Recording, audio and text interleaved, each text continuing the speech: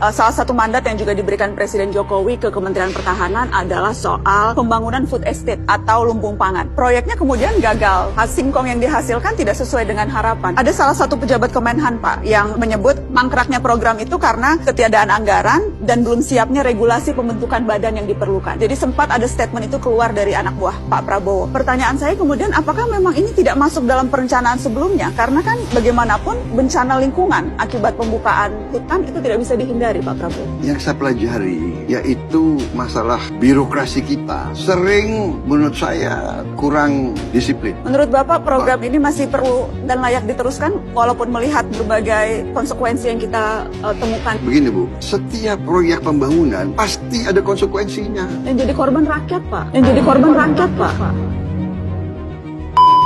Masalahnya, menurut banyak kajian, termasuk dari Bank Dunia, program ini tidak mampu menjadi solusi kelangkaan pangan di Indonesia. Banyak orang yang sulit mendapatkan makanan atau gizi yang cukup. Makanan mahal karena ongkos produksi yang tinggi, masyarakat juga sulit memperoleh makanan bergizi seperti sayur dan buah. Masalah ini tidak bisa diselesaikan hanya dengan membebat hutan untuk menanam singkong seperti rencana Kemhan. Kami juga menemukan bahwa hampir semua area yang ditarget adalah habitat orang hutan menurut analis dari ahli dan pemerintah.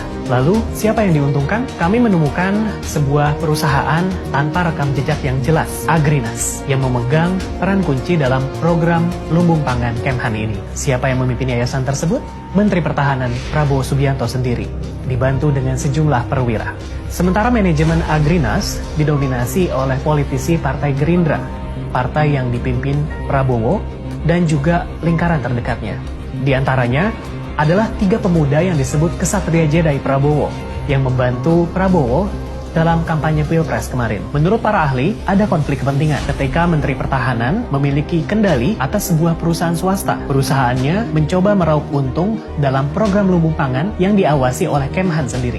Kami menemukan bukti bahwa Agrinas mengajukan proposal investasi bernilai triliunan rupiah untuk mendanai program lumbung pangan Kemhan ini. Dalam proposal itu, Agrinas meminta 33 triliun rupiah kepada pemerintah Korea Selatan dengan dalih punya peran sentral dalam program Kemhan ini. Siapa yang menulis proposal tersebut? Salah satu dari 3 Kesatria Jedi Prabowo yang juga adalah wakil CEO Agrinas. Program lumbung pangan ini barulah permulaan. Nampaknya militer akan semakin terlibat, hutan habis dibabat dan pemerintah mungkin bertindak semakin semena-mena.